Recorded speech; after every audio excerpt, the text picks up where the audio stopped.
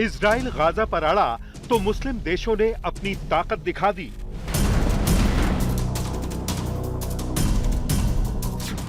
Erdogan ने मुस्लिम देशों को जोड़ा, इजराइल के खिलाफ मोर्चा खोला।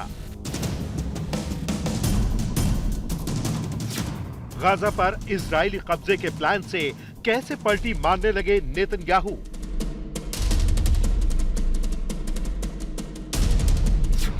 जो नेतन्याहू पश्चिमी देशों के सामने नहीं झुके, मुस्लिम देशों ने झुका दिया।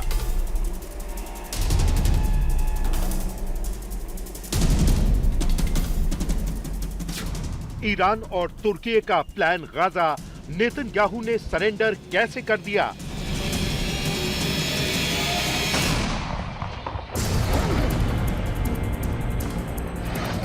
7 अक्टूबर 2023 ये वो तारीख है जब हमास ने इजराइल पर अचानक से हमले शुरू किए और उसके बाद हमास को मिटाने के लिए इजराइल ने गाजा को ही मिटा डाला। गाजा में 22 महीने से चली आ रही जंग में इजराइल ने 60,000 से ज्यादा लोगों को मौत दे दी, लेकिन बेंजामिन नेतन्याहू का क्रोध ठंडा होने का नाम नहीं ले रहा है।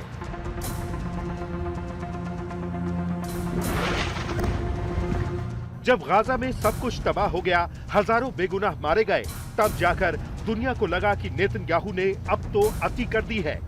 एक हमास जैसे संगठन के लिए पूरी गाजा पट्टी को मिट्टी में मिला दिया। तब कहीं जाकर कई यूरोपीय देशों से आवाज उठती है, बस करो नेतन्याहू। और यूरोपीय देशों की तरफ से ये भी कहा जाता है कि वो फिलिस्तीन को एक स्वतंत्र राष्ट्र घोषित करना चाहते हैं।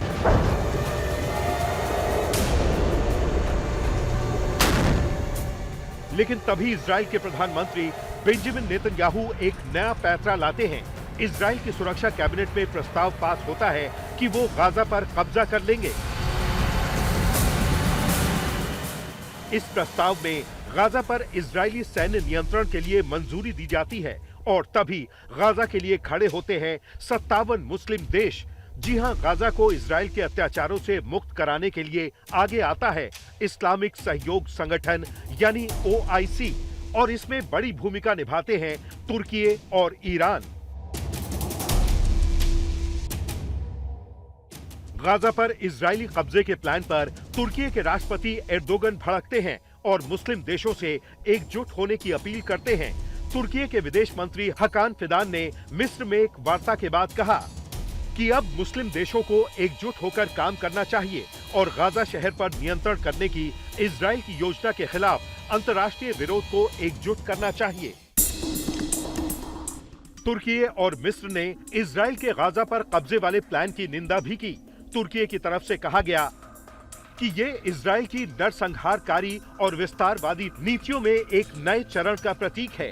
साथ ही इस योजना को पूरा करने से रोकने के लिए बड़े वैश्विक उपाय ढूंढने होंगे। लेकिन इजराइल के गाजा प्लान पर सबसे तगड़ी चोट ईरान ने की। एक तरफ तो ईरान ने इजराइल को सीधे सीधे ये बताने की कोशिश की कि अब की बार जंग हुई तो इजराइल का हश्र बहुत बुरा होगा।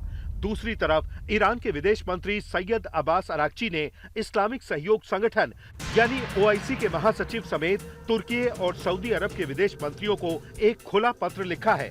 ईरान ने कहा है कि जो हो रहा है वो सिर्फ एक मानवीय संकट नहीं बल्कि एक सुनियोजित नरसंहार है। इजरायली शासन गाजा की स्थायी सैन्य कब्जेदारी और उसका राजनीतिक सफाया करने की रणनीति पर काम कर रहा है। और ईरान की इस अपील और पत्र के बाद तुर्की के राष्ट्रपति एर्दोगन एक्टिव होते हैं। जैसे ही वो इजराइल के खिलाफ मुस्लिम देशों को जोड़ने की अपील करते हैं तो पूरी दुनिया में इजराइल के खिलाफ विरोध प्रदर्शन शुरू हो जाते हैं।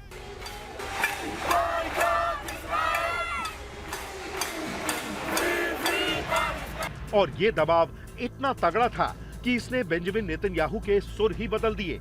जो नेतन्याहू अभी तक गाजा पर कब्जे की जिद पर अड़े थे, अब देखिए कैसे वो पलटी मारते हैं। अब आपको नेतन्याहू का पहले का बयान सुनाते हैं जब इजराइल की सुरक्षा कैबिनेट में गाजा पर कब्जे के प्रस्ताव को मंजूरी दी गई थी। Israel take control of all of Gaza. तो क्या ये माना जाए कि 48 घंटों में मुस्लिम देशों की एकता ने इजराइल के प्रधानमंत्री बेंजामिन नेतन्याहू को झुका दिया, क्योंकि इससे पहले ब्रिटेन, फ्रांस, कनाडा, ऑस्ट्रेलिया और न्यूजीलैंड ने भी फिलिस्तीन को स्वतंत्र राष्ट्र के तौर पर मान्यता देने की बात कही। लेकिन नेतन्याहू नहीं झुके। हालांकि अमेरिका इजराइल के साथ ही रहा। तो क्या तुर्की और ईरान ने मिलकर इजराइल को बैकफुट पर ला दिया? अब आपको दिखाते हैं कि क्यों इजराइल गाजा पर कब्जा करना चाहता है। गाजा पट्टी भूमध्य सागर के तट पर स्थित एक छोटा लेकिन रणनीतिक रूप से महत्वपूर्ण क्षेत्र है। इसका एक लंबा और जटिल इतिहास रहा है, जिसमें विभिन्न साम्राज्यों और सत्ताओं का शासन रहा है। 1917 तक ये क्षेत्र ओटोमन साम्राज्य के अधीन था, जिसके बाद ये ब्रिटिश नियंत्रण में आ गया। 1948 में जब ब्रिटिश शासन समाप्त हुआ और इजराइल राज्य का गठन हुआ, तब यहूदियों और अरबों के बीच हिंसा बढ़ गई। इस दौरान हजारों फिलिस्तीनियों ने गाजा में शरण ली और मिस्र की सेना ने इस पट्टी पर नियंत्रण कर लिया। मिस्र का सैन्य शासन 1967 तक रहा, जब 6 दिवसीय युद्ध के बाद इजराइल ने गाजा पट्टी पर कब्जा कर लिया। 1987 में फिलिस्तीनियों का पहला विद्रोह गाजा में भड़क उठा। 1994 में हुए ओस्लो समझौते के तहत इजराइल ने फिलिस्तीनी प्राधिकरण को गाजा पट्टी में सीमित स्वशासन के अधिकार सौंपने शुरू किए। हालांकि 2007 से इस क्षेत्र पर कट्टरपंथी संगठन हमास का पूर्ण नियंत्रण है। इजराइल ने तब से गाजा पट्टी पर कई प्रतिबंध लगाए हैं, जिसमें बिजली कटौती और आयात प्रतिबंध शामिल हैं। लेकिन अब गाजा को स्वतंत्र देश बनाने की लड़ाई शुरू हुई है, जिसमें इजराइल एक तरफ है और कई यूरोपीय देशों समेत 57 मुस्लिम देश एक तरफ।